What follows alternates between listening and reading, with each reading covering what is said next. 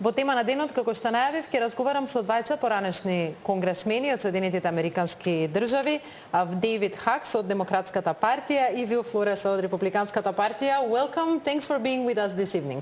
Thank you for having us. Thank you. It's great to be back in North Macedonia. It's a real honor to have you in our newscast. Although you come from different political parties, from different sides of the political spectrum in the United States, you still travel together, work on programs together, do consults, come to interviews together. That's fascinating for me. So I wanted to ask you, is that usual? Is that common in the United States that there is such cooperation between politicians from the different sides of the spectrum? It's one of the great benefits of something called the Former Members Association. So when you're out of office, we get together much more agreeably. And while you're in the office, that's not that well, you know, then there's some tension. Yes, that's correct. You're here in Macedonia with the House Democracy Partnership, That's correct. supported by IRI, NDI, and USAID. You've met parliamentarians from our country. What were you able to share with them? We were invited to come and share best practices on ethics and trying to set up a system of transparency so that the citizens of North Macedonia could feel comfortable with the parliament. The parliamentarians all want to have a strong ethics system, and they wanted to for us to come and share what our best practices are in the United States. Not perfect practices, but what we thought are best practices, so that they could try to learn from those and try to continue moving their ethics system to the highest possible standards. And what were your impressions from the meetings with our parliamentarians? Did you find any big differences in how they perceive their role in the society compared to how that works in the United States? I didn't think that we had a chance to talk about that very much. The question that we were here to pursue was really how to help the parliamentarians and staff here develop a more robust ethics regime for the parliament. And there was a great deal of interest in that among those who were in the room. The question always is, what about the people that weren't in the room? But we'll find out. You have a very specific system in the United States when it comes to the ethics and the Congress. There is this body, the Ethics Committee, that is a bipartisan body in the Congress. Can you tell me more about that? Sure. We really have multiple parts to our ethics protocols in the United States. There is an Office of Congressional Ethics where David used to serve on the board, and then they make referrals to the Ethics Committee, which is a bipartisan committee, equal number of Republicans and Democrats that hear cases or that receive referrals on ethics, and then they decide the cases. Should the case be pursued? Should it be further investigated? If somebody was found to have violated an ethical standard, what should the punishment be? And I think it works pretty well. Again, nothing is perfect, and we continue to aspire to be better. But it is, as we said, it's bipartisan, so that you can't have a bias from the majority party trying to go after the minority party and vice versa. It seems to work relatively well. And the thing that was encouraging to me was the engagement of the parliamentarians and the assembly staff in the process that we were part of this week. They were very interested to ask good questions, and the dialogue today was fantastic. What kind of cases usually come in front of this ethics committee? And because you mentioned punishment, what could that be? Well, there's a whole range of violations that we consider. Just to give you a few examples, one has whether or not you use your official allowances. Each member of Congress has some money to allocate for staff and travel and supplies, but you cannot use that for personal purposes, only official. So sometimes members may use staff for personal work, and that's off limits. There are questions about the use of campaign funds, which can only be used for your campaign expenses. Sometimes members may use their campaign funds for personal expenses. That's against the rules. And then there is travel issues when members travel overseas, especially. lots of complicated rules that you have to follow about that, and sometimes members get in a little bit of trouble there. If there is a violation, the sanctions that can be imposed range from relatively minor, a private letter from the committee saying you've done something wrong, fix it. If it's a little more serious, there may be a public letter of reprimand from the committee saying this is a little bit beyond what is permitted and the public ought to know about it. And then on very serious cases, there can be a censure by the U.S. House, in which case the individual that has committed misconduct is brought before the entire body of the House of Representatives. The charges are read against him or her. The House votes on the censure. It's a very huge formal embarrassment. Yeah, definitely. These kind of topics have arisen in Macedonian parliament, of course, like everywhere in the world. What do you think the chances are that Macedonian parliament can adopt such a committee that will help in the resolvement of these issues? Well, based on what we learned on this trip, we know that the Assembly has adopted an ethics standard, but it hasn't been fully implemented yet.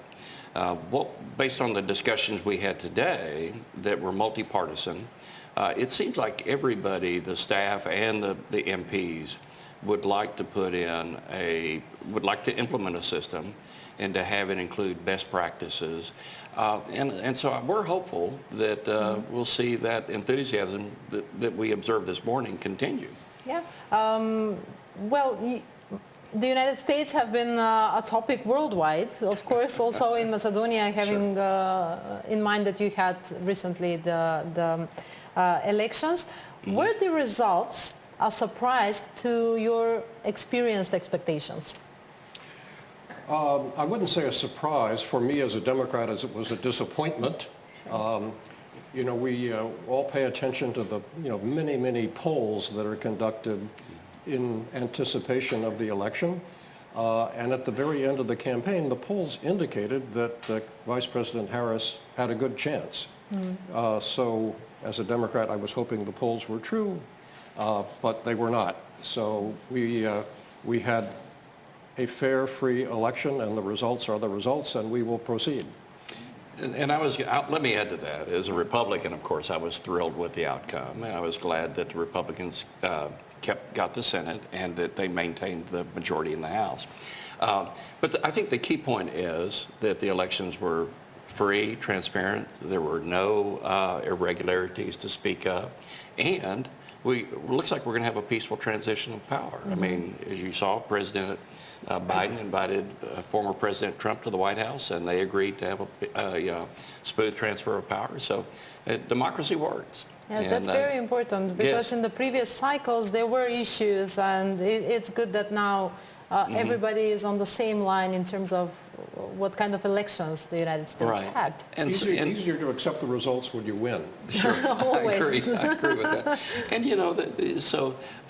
some Americans are happy with the outcome, some Americans are disappointed, but I think by and large everybody is pleased that the process worked, and that we're going to have a peaceful transition. We're going to swear in a 47th president, and life will move on. Well, since now the Republican Party has won the White House, the Senate, and the majority in the House of Representatives, does that mean that there will be no obstacles for the president to pursue with his agenda regarding the key battles like government funding, migration, corporate regulation, tax policy, etc.? I think there will remain, because of our constitutional system and the separation of powers between the Congress, both houses of the Congress and the executive, there will still be appropriate obstacles, not just gratuitous. For example, the Senate is going to maintain this strange rule that we have for the U.S. Senate called the filibuster. Okay. So for legislation, most legislation to pass, it requires 60 out of 100 votes. So the minority still has a role to play. I also believe, and Bill may have a different point of view, the Republican senators and House members remember the elections recently in 2018 when the Republicans lost control because there was a sense that especially then President Trump, was doing some things that the country didn't agree with. And again in 2022, the Democrats didn't get control, but they did much better than were expected. So there is that, if you're running for re-election, and most members are running for re-election almost all the time, they're thinking about, well, we better moderate some of this or we will be in trouble politically next time.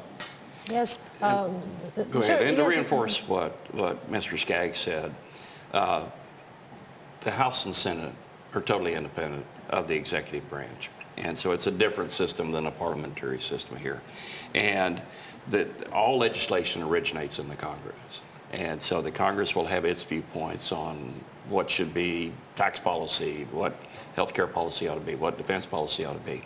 And then there will be negotiations with the White House.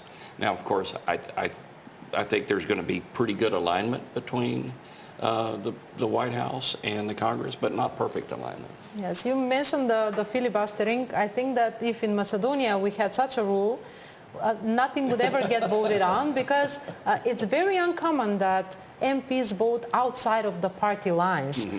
Is that more common in the United States?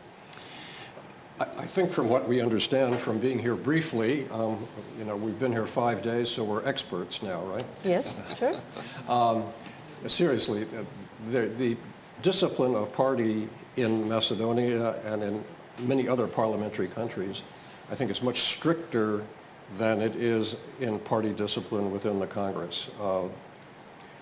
Members of the House and the Senate are often viewed as sort of independent operators. The party has some influence, but it doesn't control. Yes, that's very interesting to hear. We've seen it, of course, on TV, but now coming from people that have actual experience with that, I think it's very interesting for our viewers. So there will be a new administration. How do you expect the foreign policy to change? Whether it is going to change, what is your opinion? And do you think there might be some increased interest in this part of Europe, the Western Balkans? Okay. I think that, first of all, I think that the United States is going to remain very engaged with NATO, and it's going to remain very interested in the accession of the Republic of North Macedonia to NATO. So I think that if I were a Macedonian, I would feel comfortable that the United States is going to be standing there as a partner with the country and its citizens moving forward.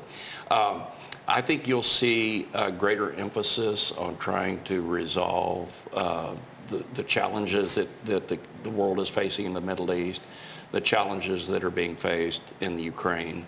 And I think that you'll see the United States standing stronger for Taiwan, for instance, moving forward. Yeah, we have been facing challenges with the EU integration. Do you think that the United States can be more engaged in this process, although it's an EU process, but can it help facilitate some of the problems that exist on our path towards integration? I hope so. I think, at least speaking for myself personally, and I think the United States' interest in having North Macedonia fully integrated into the European system, both for defense and economics, makes sense to us, but we need to be careful what our proper role can be, not telling another country what to do. And I have to reinforce that. I think accession to the EU is important, not only for the EU, makes it stronger, but also it's important for the economy of North Macedonia. So I think again, Macedonians will find a good partner. I was here in 2018 as part of the Prespa process, and when the country was going through the referendum to change its name, and I think a lot of people thought that would be the last step, but the EU said there may be more, one more step for accession. The United States supports North Macedonia in that process. Yes. Well, I want to thank you for being on our show, but also for doing this project with our MPs. I hope that in terms of the ethical committee and how the parliament operates, it will be very useful for them and for our democracy. It was an honor and privilege to be here and to try to help a little bit. Yes, I agree. And again, based on what we saw today, I feel very confident in the ability of the Assembly to move forward. Thank you so much. Thank you.